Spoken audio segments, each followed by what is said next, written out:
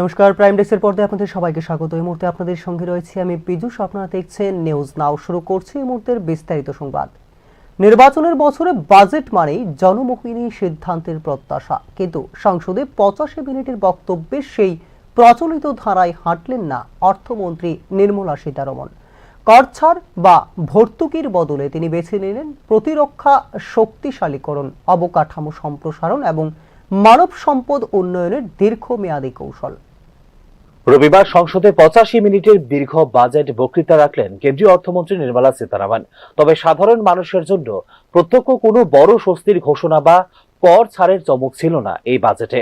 আসন্ন পশ্চিমবঙ্গ, তামিলনাড়ু, কেরালা, অসম ও পুদুচেরি বিধানসভা নির্বাচনের কথা মাথায় রেখেও সরাসরি কোনো নির্বাচনী বার্তা বা জনমোহিনী সিদ্ধান্তের প্রতিফলন দেখা যায়নি তার বাজেট বক্তৃতায়। তামিলনাড়ুর ঐতিহ্যবাহী কাঞ্জিভারম শাড়ি পরে লোকসভায় উপস্থিত হলেও নিজ রাজ্য সহ ভোটমুখী রাজ্যগুলিকে আলাদা করে গুরুত্ব দেননি প্রস্তাবিত বাজেটে। বরং প্রশাসনিক সংস্কার, পরিকাঠামো, প্রতিরক্ষা ও স্বাস্থ্য খাতে দীর্ঘমেয়াদী বিনিয়োগের রূপরেখাই ছিল এবারের বাজেটের মূল সুর। অপারেশন সিন্দুরের পর এটি ছিল নির্মলা সীতারমণের প্রথম বাজেট। সেই প্রেক্ষাপটে ভূ রাজনৈতিক অনিশ্চয়তা ও নিরাপত্তা চ্যালেঞ্জের কথা উল্লেখ করে প্রতিরক্ষা খাতে করা হয় বড় সড় বরাদ্দের ঘোষণা। প্রতিরক্ষা বাজেট বাড়িয়ে 7.85 লক্ষ কোটি টাকা করা হয়েছে, যা আগের 6.81 লক্ষ কোটি টাকার তুলনায় 15.2% বেশি। বিশেষ করে অস্ত্র অধিগ্রহণ ও সামরিক আধুনিকীকরণের বরাদ্দ বেড়ে দাঁড়িয়েছে 2.19 লক্ষ কোটি, যা গত বছরের তুলনায় প্রায় 22% বেশি। To volatile global dynamics. Our second kartavya is to fulfill aspirations of our people and build their capacity, making them strong partners in India's path to prosperity. Our third kartavya, aligned with our vision of Sabka Saath Sabka Vikas, is to ensure that every family, community, region and sector has access to resources, amenities and opportunities for meaningful participation. This threefold approach requires a supportive ecosystem. The first requirement is to sustain the momentum of কর কাঠামোয় কোনো পরিবর্তন না আনলেও কিছু প্রশাসনিক স্বস্তির কথা ঘোষণা করা হয়েছে করদাতাদের জন্য। সংশোধিত আয়কর রিটার্ন দাখিলের সময়সীমা বাড়িয়ে 31 ডিসেম্বরের বদলে 31 মার্চ করা হয়েছে, যা সময়ের চাপ কিছুটা কমাবে করদাতাদের জন্য। All taxpayers, wherein a rule-based automated process will enable obtaining a lower or nil deduction certificate instead of filing an application with the assessing officer.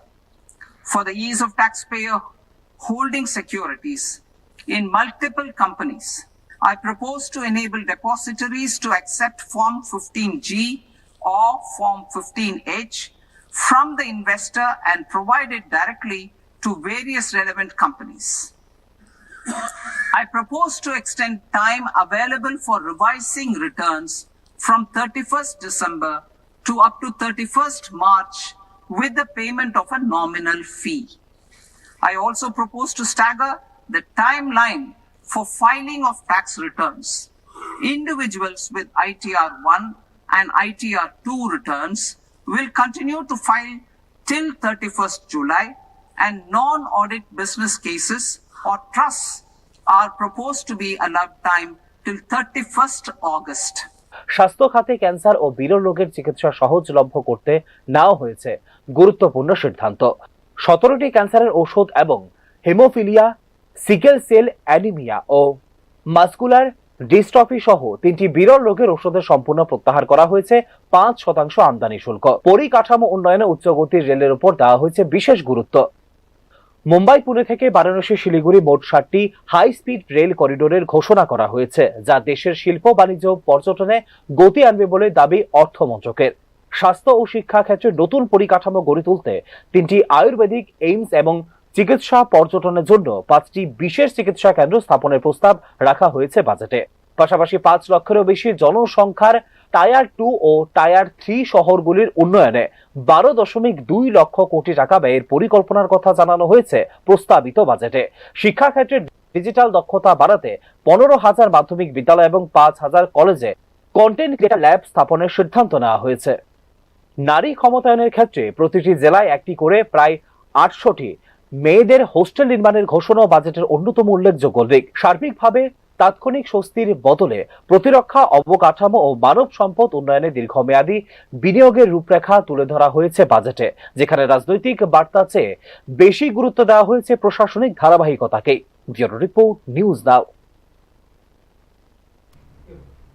কেন্দ্রীয় অর্থমন্ত্রী নির্মলা সীতারমণের উপস্থাপিত 2026-2027 অর্থবর্ষের কেন্দ্রীয় বাজেটকে ঐতিহাসিক বলে অভিহিত করেন প্রধানমন্ত্রী নরেন্দ্র মোদী। এই বাজেট ভারতে যে সংস্কার এক্সপ্রেস চালাচ্ছে তাতে নতুন গতি সঞ্চার করবে এবং দেশের উন্নয়নের পথে এক অসাধারণ সুযোগের মহাসড়ক খুলে দেবে বলে জানিয়েছে প্রধানমন্ত্রী নরেন্দ্র মোদী। এই বাজেট বর্তমানের স্বপ্ন বাস্তবায়ন করে এবং ভারতের উজ্জ্বল ভবিষ্যতের ভিত্তি মজবুত করে 2047 সালের উন্নত ভারতের দিকে আমাদের যাত্রার জন্য এটি একটি শক্তিশালী ভিত্তি বলেও জানিয়েছেন প্রধানমন্ত্রী Narendra Modi. Mother of all deals, उसका मैक्सिमम बेनिफिट भारत के युवाओं को मिले, भारत के लघु और मध्यम उद्योग वालों को मिले। इस दिशा में बजट में बड़े बड़े कदम उठाए गए हैं। साथियों, इस बजट में मेक इन इंडिया और आत्मनिर्भर भारत अभियान को नई रफ्तार के लिए महत्वाकांक्षी रोड मैप प्रस्तुत किया गया है। इस बजट में नई उभरती इंडस्ट्रीज यानी सनराइज सेक्टर्स को जिस मजबूती के साथ समर्थन दिया गया है वह अभूतपूर्व है। Biopharma Shakti mission, semiconductor mission 2.0, electronic component manufacturing scheme, rare earth corridor का निर्माण, क्रिटिकल मिनरल्स पर बल, टेक्सटाइल सेक्टर में नई स्कीम, हाईटेक टूल मैन्युफैक्चरिंग को बढ़ावा, चैंपियन एमएसएमईज तैयार करना, ये फ्यूचरिस्टिक है, देश की वर्तमान और भविष्य की आवश्यकताओं का ध्यान रखती है। एमएसएमईज को, हमारे लघु और कुटीर उद्योगों को जो समर्थन इस बजट में मिला है वह उन्हें लोकल से ग्लोबल बनने की नई ताकत देगा। 2026-2027 অর্থবর্ষের কেন্দ্রীয় বাজেটকে তীব্র ভাষায় আক্রমণ করলেন কংগ্রেস সভাপতি মল্লিকার্জুন খার্গে। মোদী সরকারের চিন্তাধারা ও নীতিগত দৃষ্টিভঙ্গি সম্পূর্ণরূপে ফুরিয়ে এসেছে এবং এই বাজেট ভারতের বহুমাত্রিক অর্থনৈতিক, সামাজিক ও রাজনৈতিক সংকটের কোনো কার্যকর সমাধান দিতে ব্যর্থ হয়েছে বলে অভিযোগ করেন তিনি। মিশন মোড এখন চ্যালেঞ্জ রুটে পরিণত হয়েছে। সংস্কার এক্সপ্রেস খুব কমই কোনো সংস্কার জংশনে থামে বলে অভিযোগ করেন মল্লিকার্জুন খার্গে। বাজেটে না আছে সুস্পষ্ট নীতিগত দিক নির্দেশনা, না আছে রাজনৈতিক সদিচ্ছার প্রতিফলন বলেও অভিযোগ করেন তিনি। मोदी सरकार के पास अब नई आइडिया खत्म हो गई है। ये बजट भारत की कहीं अधिक आर्थिक, सामाजिक और राजनीतिक चुनौतियों के लिए एक सवाल होके बैठा है और खास करके ये बजट गरीब तबके के लिए इसमें कुछ नहीं है। इन्फ्लेशन कंट्रोल करने के लिए भी इनका कोई समाधान, सकारात्मक कोई सलाह या कोई कदम उन्होंने नहीं दिखाया। आर्थिक इकोनॉमिक सर्वे का जो ये दिखाता है कि व्यापार में अनिश्चितता भारत के लिए एक प्रमुख चुनौती बताता है, लेकिन बजट मुश्किल से इस समस्या को स्वीकार करता है। इसी तरह रुपए का गिरते हुए मूल्य के निपटने की भी कोई योजना उनके पास नहीं है। 2026-27 অর্থ বছরের কেন্দ্রীয় বাজেটে উত্তর পূর্ব ভারতের জন্য ঘোষিত পূর্বোদয় প্রকল্প ও বৌদ্ধ সার্কিট পরিকল্পনা ত্রিপুরার উন্নয়ন ভাবনায় নতুন মাত্রা যোগ করেছে। দীর্ঘদিন অবহেলিত পর্যটন ও ঐতিহ্য ভিত্তিক সম্ভাবনাকে অর্থনৈতিক প্রবৃদ্ধির সঙ্গে যুক্ত করার সুযোগ তৈরি হয়েছে এই বাজেটে। বৌদ্ধ ঐতিহ্য, ভৌগোলিক অবস্থান ও সীমান্ত বাণিজ্যের সম্ভাবনাকে কাজে লাগিয়ে ত্রিপুরা আদৌ কতটা উপকৃত হবে তা নির্ভর করবে ঘোষণার বাস্তবায়ন ও সুপরিকল্পিত রূপরেখার উপর। 2026-27 অর্থ বছরের কেন্দ্রীয় বাজেটের উত্তর পূর্ব ভারতের জন্য ঘোষিত পূর্বোদয় প্রকল্প ও অষ্টলক্ষ্মী উন্নয়ন মডেল নতুন সম্ভাবনার দ্বার খুলে দিয়েছে ত্রিপুরার জন্য। বিশেষ করে ত্রিপুরাকে অন্তর্ভুক্ত করে 5টি উত্তর পূর্ব রাজ্যে বৌদ্ধ সার্কিট গঠনের প্রস্তাব রাজ্যের পর্যটন অবকাঠামো ও স্থানীয় অর্থনীতিতে দীর্ঘমেয়াদী প্রভাব ফেলতে পারে বলে মনে করছে বিশেষজ্ঞরা। দীর্ঘদিন ধরেই বৌদ্ধ ঐতিহ্যের গুরুত্বপূর্ণ কেন্দ্র হিসেবে পরিচিত ত্রিপুরা পিলাক, দেবতামুরা এবং আশপাশের প্রত্নতাত্ত্বিক এলাকায় প্রাপ্ত বৌদ্ধ নিদর্শন তুলে ধরে রাজ্যের ঐতিহাসিক গুরুত্বকে। বাজেটে বৌদ্ধ সার্কিট তৈরির ঘোষণায় এই ঐতিহ্য নতুন করে উঠে আসার সুযোগ পাচ্ছে আন্তর্জাতিক পর্যটন মানচিত্রে। বিশেষজ্ঞদের মতে বৌদ্ধ গয়া, সারনাথের মতো জাতীয় সার্কিটের সঙ্গে ত্রিপুরাকে যুক্ত করা গেলে সম্ভব হবে দক্ষিণ পূর্ব এশিয়ার বৌদ্ধ পর্যটকদের আকর্ষণ করা। Focus on Purvodaya states and northeastern regions. Purvodaya, I propose the development of an integrated East Coast industrial corridor with a well-connected node at Durgapur, creation of 5 tourism destinations in 5 Purvodaya states, and the provision of 4,000 e-buses. Buddhist sites in northeastern region. The northeastern region is a civilizational confluence of Theravada and Mahayana or Vajrayana traditions.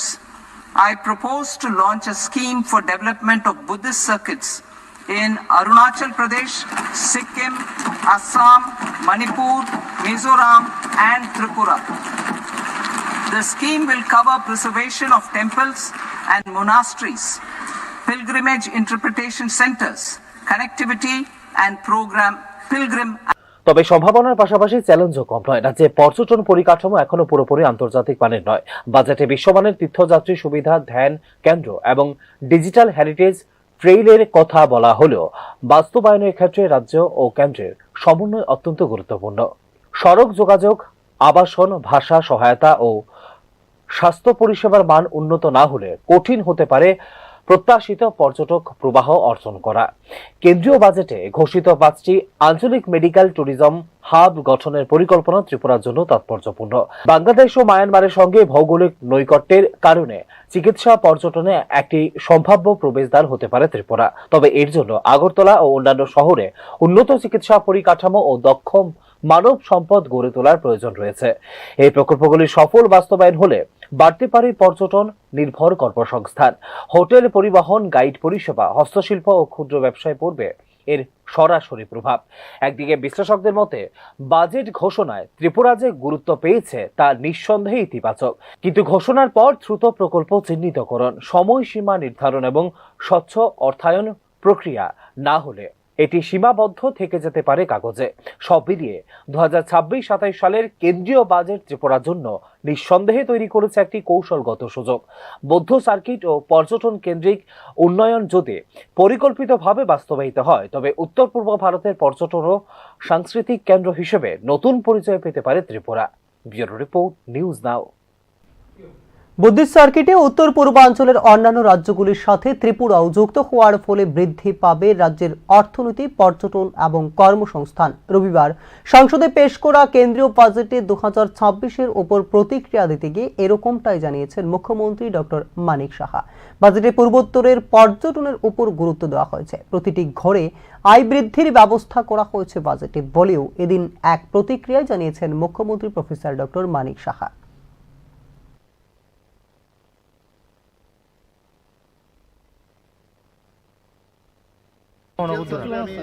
বলবো যে আরো কি কি আমরা ত্রিপুরা পেলাম, আগামী দিনে আমাদের কি সুবিধা হবে। এখানে আজকে বুদ্ধিস্ট যে সার্কিট যেটা ঘোষণা করা হয়েছে একটা এই স্কিমের মাধ্যমে, এই প্রকল্পের মাধ্যমে আমার মনে হয় যে সিকিম, মণিপুর, আসাম, অরুণাচল প্রদেশ, ত্রিপুরা এর মধ্যে যুক্ত হয়েছে।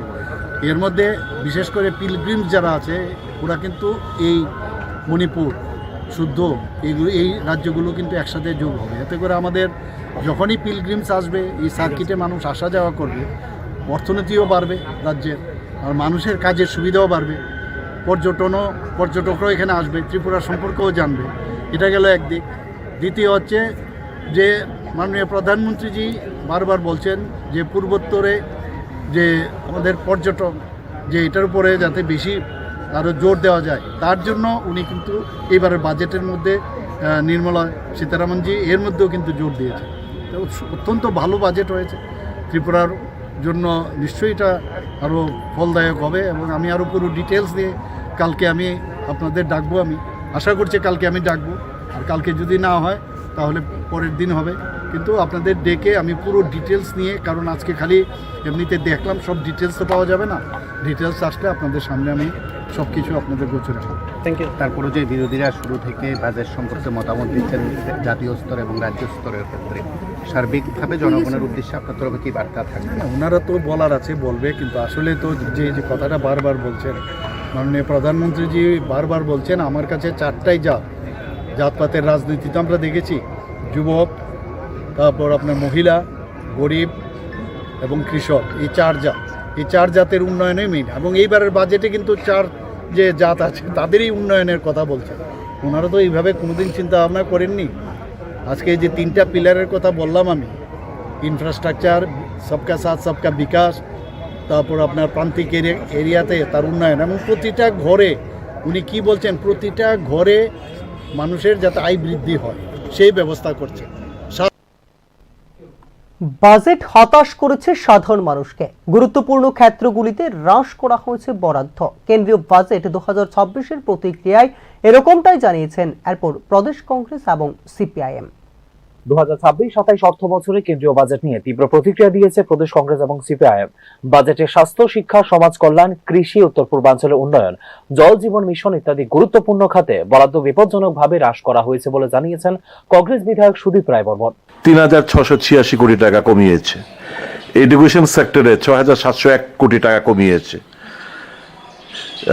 সমাজ কল্যাণে 9,999 কোটি টাকা কমিয়েছে, এগ্রিকালচারে 6,985 কোটি টাকা কমিয়েছে। তারপর এবং সবচেয়ে বেশি আমাদের যে north eastern reason, development of north eastern reason, এখানে প্রায় 1,436 কোটি টাকা কমিয়েছে। জল জীবন মিশনের, ন্যাশনাল ড্রিঙ্কিং ওয়াটার মিশন, প্রায় 50,000 কোটি টাকা কমিয়েছে। পিএম আবাস যোজনা 3,200 কোটি টাকা কমিয়েছে।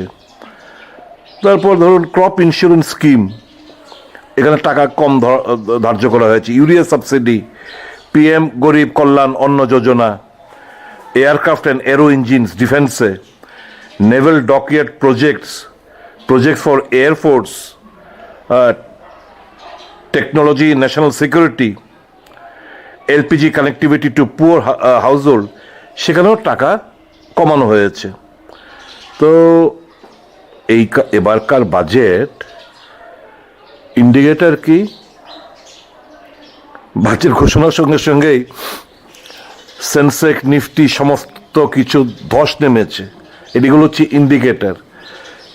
কাজে এবারকার বাজেট সম্পূর্ণ জনগণকে হতাশ করেছে, বিশেষ করে গরিব অংশের মানুষকে। কেন্দ্রীয় বাজেটের সমালোচনা করেছে সিপিআইএমও। কর্পোরেটরদের উপর ট্যাক্স না বাড়িয়ে এবং তাদের ঋণ মুকুব করার কারণে খরচ পোষাতে পারছে না কেন্দ্রীয় সরকার, তার উপরে নেই বিনিয়োগ বলে অভিযোগ করেন বিরোধী দলনেতা জিতেন্দ্র চৌধুরী। শুরু থেকেই যাদের উপরে ট্যাক্স বসানো যেত, যাদের উপর থেকে এরকম ট্যাক্স বসিয়ে রেভিনিউ বাড়ানো যেত, কর্পোরেট সংস্থা, এই কর্পোরেটের বরঞ্চ ট্যাক্স না বাড়িয়ে লক্ষ লক্ষ কোটি টাকার ট্যাক্স ছাড়, ট্যাক্স মুকুব, ঋণ মুকুব করছে। তো এই যে খরচপাতি ধরা হয়েছে, তাহলে কিভাবে এটা পোষাবে? জনগণের উপর ট্যাক্স চাপিয়ে, এবং শুধু ট্যাক্স চাপিয়েও হচ্ছে না, সেখানে শুল্ক, এক্সাইজ, যেমন আমরা সারা দেশের সাথে আমাদের ত্রিপুরাজ্যেও পেট্রোলের মূল দাম, পেট্রোল ডিজেল এগুলোর যে মূল দাম, তার চেয়ে বেশি প্রায় সমান অঙ্কের শুল্ক দিতে হয়, এক্সাইজ দিতে হয়। এটা ট্যাক্স না, অর্থাৎ শুল্ক গরিব মানুষও চাপিয়ে। এইভাবে সাধারণ কৃষক থেকে শুরু করে যারা মোটরসাইকেল চালান, অটো চালান, ছোটোখাটো এরকম নানা ধরনের জেনারেটর চালান, তাদের উপরে এই শুল্ক চাপিয়ে দিয়ে সরকার তার ঘাটতি মেটানোর চেষ্টা করে। কিন্তু তারপরেও যে সরকার যে লক্ষ্যে পৌঁছানোর চেষ্টা করছে, এটা হচ্ছে না, কেননা দেশের নতুন কোনো বিনিয়োগ নেই। এবারও বাজারে দেখা গেছে এখন অবধি যে কটা এই পিএসইউ, পাবলিক সেক্টর ইউনিট, অর্থাৎ রাষ্ট্রীয় সংস্থা বেঁচে আছে, এটা কোল ইন্ডিয়া হোক বা এই কি বলে তৈলক্ষেত্র বা অন্যান্য, এই সমস্ত ক্ষেত্রে কোনো বিনিয়োগ নেই। তাহলে বিনিয়োগ না থাকলে পরে কর্মসংস্থান হবে না। এটা শুধু সরকারি বিনিয়োগ কমে গেছে তা নয়, এমনকি বেসরকারি কোম্পানিগুলিও তারাও দেশে বিনিয়োগ করছে না। আয় ব্যয়ের বৈষম্য, কর্মসংস্থান, বেকারত্ব, এই বিষয়গুলিতে সরকারের সুস্পষ্ট কোনো পদক্ষেপ বাজেটে উল্লেখ নেই বলে অভিযোগ করেছে সিপিআইএম এবং কংগ্রেস। এই বাজেট গোটা দেশের মোট জনসংখ্যার একটি নির্দিষ্ট সংখ্যক মানুষকে সুবিধা প্রদান করবে বলে অভিযোগ করেছে বিরোধী রাজনৈতিক দলগুলি। ব্যুরো রিপোর্ট, নিউজ নাও।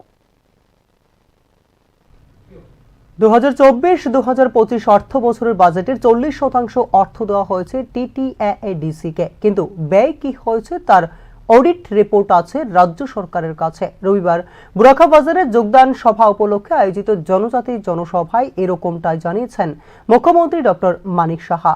প্রকৃত ও সর্বাঙ্গীন উন্নয়ন নিশ্চিত করতে হলে ভারতীয় জনতা পার্টিকে বিপুল ভোটে জয়যুক্ত করতে হবে বলে এখন বুঝতে পারছে জনজাতিরা। টিটিএডিসির আসন্ন নির্বাচনে মোট 28টি আসনের সবকটিতেই এবার জয়যুক্ত হবে বিজেপি বলেও এদিন জানিয়েছে মুখ্যমন্ত্রী ডক্টর মানিক সাহা। এদিনে যোগদান সভায় 51 পরিবারের মোট 153 জন ভোটারকে ভারতীয় জনতা পার্টিতে স্বাগত জানিয়েছেন মুখ্যমন্ত্রী ডক্টর মানিক সাহা।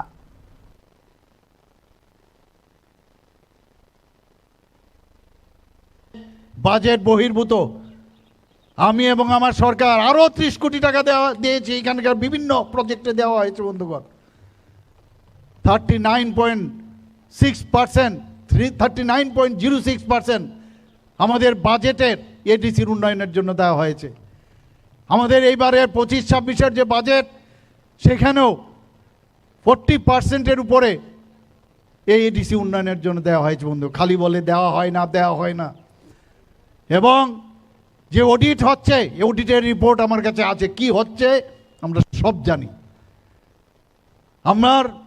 আপনাদের কাছে একটাই নিবেদন থাকবে, আপনাদের আগামী দিনের যারা ছেলে মেয়ে, তাদের ভবিষ্যৎ যদি উন্নয়ন করতে হয়, আগামী দিনে এই যে 28টে যে আসন আছে এই ডিসির, সবকটা আসনে ভারতীয় জনতা পার্টির যারাই পদ্ম চিহ্নে যারাই দাঁড়াবেন, আজকে এখানে আমি বলছি না কে দাঁড়াবে, কিন্তু 28টা যে পদ্ম চিহ্নে দাঁড়াবে, 28টা তাই পদ্ম চিহ্নে আপনারা ভোট দিয়ে জয়যুক্ত করবেন। এই ভোট আপনারা মাননীয় প্রধানমন্ত্রীজির কাছে পাঠাবেন।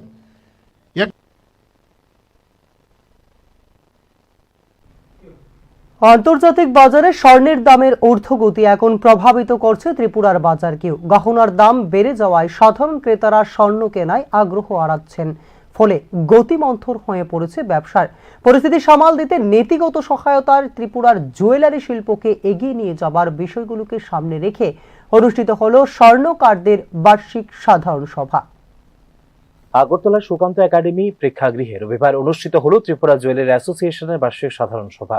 সভায় উপস্থিত ছিলেন রাজ্যের বিভিন্ন জেলা থেকে আগত স্বর্ণ ও জুয়েলারি ব্যবসায়ী, শিল্পোদ্যোগী, কারিগর প্রতিনিধি এবং সংগঠনের সদস্যরা। জুয়েলারি শিল্পের বর্তমান পরিস্থিতি, ভবিষ্যৎ সম্ভাবনা ও নীতিগত চ্যালেঞ্জ নিয়ে বিস্তৃত আলোচনা হয় এই সভায়।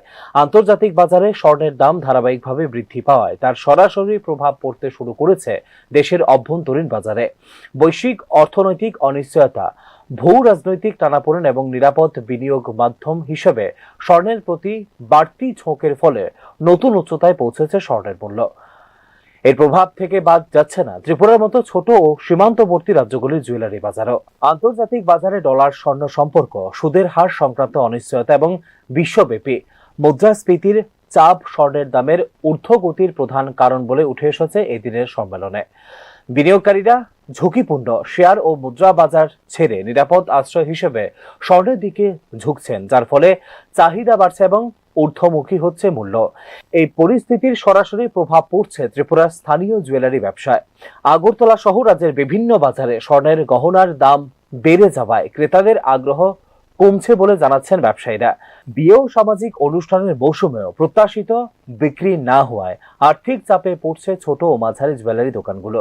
জুয়েলারি রেটিং এর মান বৃদ্ধির মাধ্যমে ত্রিপুরার জুয়েলারি বাণিজ্য বৃদ্ধির বিষয়টিতে গুরুত্ব দিয়েছেন all India gem and jewellery domestic council नेतृत्व।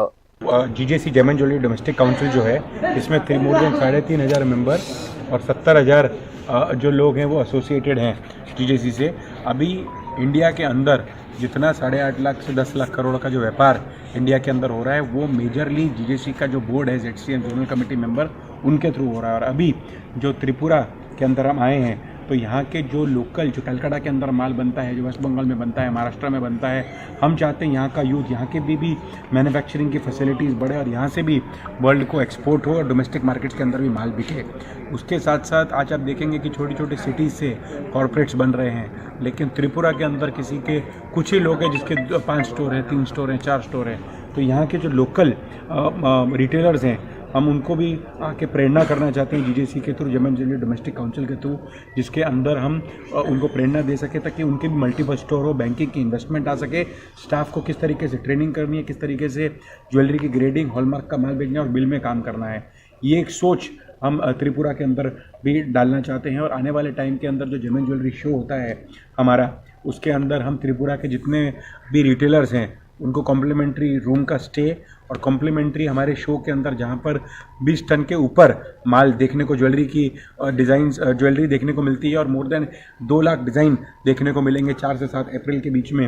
वहाँ पर हम यहाँ के लोकल जो रिटेलर्स हैं उनको बुलाएंगे ताकि वो कैश और क्रेडिट के अंदर वहाँ पर माल खरीद सकें और अपने स्टोर्स बढ़ा सकें, इंफ्रास्ट्रक्चर बढ़ा सकें और सोच बड़ी कर सकें। স্থানীয় ব্যবসায়ীদের মধ্যে আন্তর্জাতিক বাজারে স্বর্ণের দাম বৃদ্ধির সঙ্গে সঙ্গে দেশে আরোপিত উচ্চ গোল্ড ডিউটি আরো জটিল করে তুলেছে পরিস্থিতিকে। আমদানিকৃত স্বর্ণের উপর শুল্ক ও করের বোঝা শেষ পর্যন্ত ক্রেতাদের উপর পড়ছে, ফলে সাধারণ মানুষের নাগালের বাইরে চলে যাওয়ার আশঙ্কা তৈরি হয়েছে স্বর্ণ অলংকার। এই প্রেক্ষাপটে আরো জোরালো হচ্ছে গোল্ড ডিউটি হ্রাসের দাবি।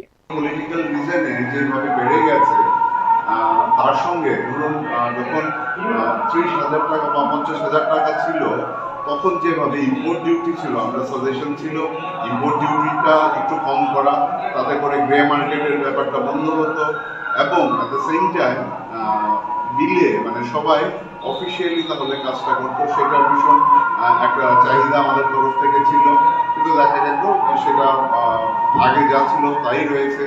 আরেকটা সাজেশন আমরা রেখেছিলাম যে জিএসটিটা একটা ভেরি স্পেশাল রেট 3% আমাদের জুয়েলারি ইন্ডাস্ট্রির জন্য করা হয়েছে। আমাদের সাজেশন ছিল যদি 1 লক্ষ টাকা করা হয়, সেটা আপাতত হয়তো করা হয়নি। স্বর্ণ ব্যবসায়ীদের বক্তব্য, শুল্ক কাঠামো যুক্তিসঙ্গত করা হলে একদিকে যেমন চোরাচালান নিয়ন্ত্রণ করা সম্ভব হবে, তেমনি গতি পাবে বৈধ ব্যবসা। পাশাপাশি দাম নিয়ন্ত্রণে এলে স্বর্ণের প্রতি সাধারণ মানুষের আস্থা ও চাহিদা পুনরুদ্ধার হবে বলে মনে করছেন তারা।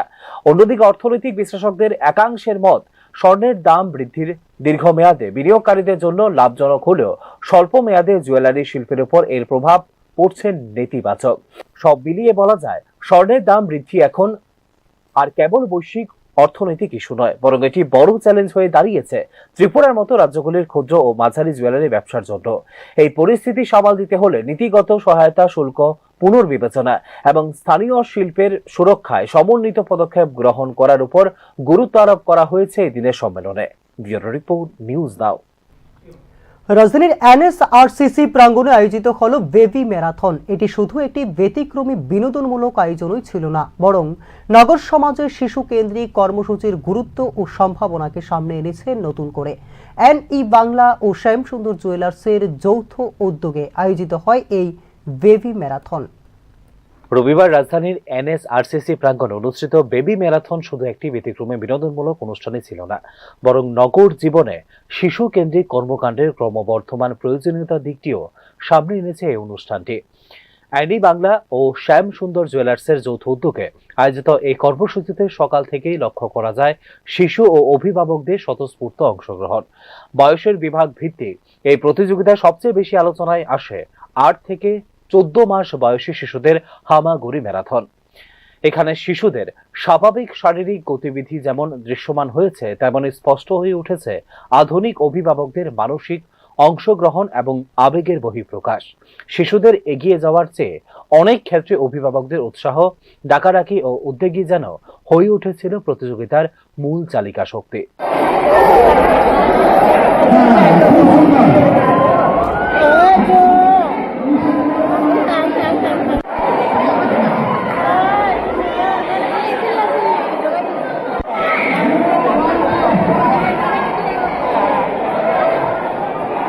শিশু বিশেষজ্ঞদের মতে সঠিক পরিবেশ ও স্বল্প চাপের মধ্যে এমন কর্মকাণ্ড সহায়তা হতে পারে শিশুদের শারীরিক সক্ষমতা, আত্মবিশ্বাস ও সামাজিক আচরণ বিকাশে। বিশেষ করে হামাগুড়ি বা চলাচল ভিত্তিক ইভেন্ট শিশুদের মোটর স্কিল উন্নয়নে ইতিবাচক ভূমিকা রাখে। তবে শিশুদের ক্ষেত্রে আনন্দ ও স্বাভাবিকতায় হওয়া উচিত মূল লক্ষ্য, প্রতিযোগিতা নয় বলেই অভিমত ব্যক্ত করেন বিশিষ্টজনেরা। মাঠে নিয়ে এসেছেন বাচ্চাদেরকে, এটা দিয়ে বাচ্চাদের মধ্যে খেলার প্রতি একটা আগ্রহ, একটা ঝোঁক আসবে, একটা ভালোবাসা আসবে। খেলা দরকার শরীর স্বাস্থ্য ভালো রাখার জন্য। এই যে স্পোর্টসম্যানশিপ মানে হেরে যাওয়া, আবার উঠে আবার দাঁড়ানো, পিছিয়ে যাব আবার এগোনোর চেষ্টা, এই জীবনটাকে পুরো জীবন মধ্যে এটা প্র্যাকটিক্যাল এক্সপিরিয়েন্স, পুরো জীবনটা আমাদের এরকম চলে। সবাই সব সময় আমরা সাকসেস হই না, কিন্তু প্রত্যেকটাতে যখন আমরা সাকসেস হই না, একটা শিক্ষা পাই, কোথাও না কোথাও আমার খামতি রয়েছে যেখানে পুরো এফোর্টটা লাগাইছি। আপনাদেরকে ঠাকুরের মা স্বামীজির কাছে আপনাদের বাচ্চাদের জন্য প্রার্থনা করব যেন বাচ্চারা সুস্থ থাকুক, ভালো থাকুক, খেলার প্রতি তাদের আগ্রহ থাকুক, ভালো জীবন গড়ে উঠুক, তারা ভালো মানুষ হোক। ধন্যবাদ। এই বেবি ম্যারাথনের আরেকটি গুরুত্বপূর্ণ দিক হলো অংশগ্রহণকারী প্রত্যেক শিশুকে ট্রফি ও প্রশংসাপত্র প্রদান। এর মাধ্যমে জয় পরাজয়ের সীমারেখার বাইরে গিয়ে অংশগ্রহণের মূল্যবোধকে গুরুত্ব দেওয়া হয়েছে, যা বহন করে শিশুকেন্দ্রিক কর্মসূচির ক্ষেত্রে একটি ইতিবাচক বার্তা। সব মিলিয়ে রাজধানীতে অনুষ্ঠিত এই বেবি ম্যারাথন নিয়ে এসেছে শিশু বিনোদনের একটি নতুন ধারা। এটি একদিকে যেমন পারিবারিক আনন্দের পরিসর তৈরি করেছে, অন্যদিকে শিশুদের শারীরিক মানসিক বিকাশ নিয়ে সামাজিক সচেতনতা বৃদ্ধির ক্ষেত্রেও রাখছে গুরুত্বপূর্ণ ভূমিকা। ব্যুরো রিপোর্ট, নিউজ নাও। এখনকার মতো সংবাদ এই পর্যন্তই। আমাদের পরবর্তী সংবাদ এবং অন্যান্য আপডেট দেখার জন্য চোখ রাখুন নিউজ নাও এর পর্দায়। নমস্কার।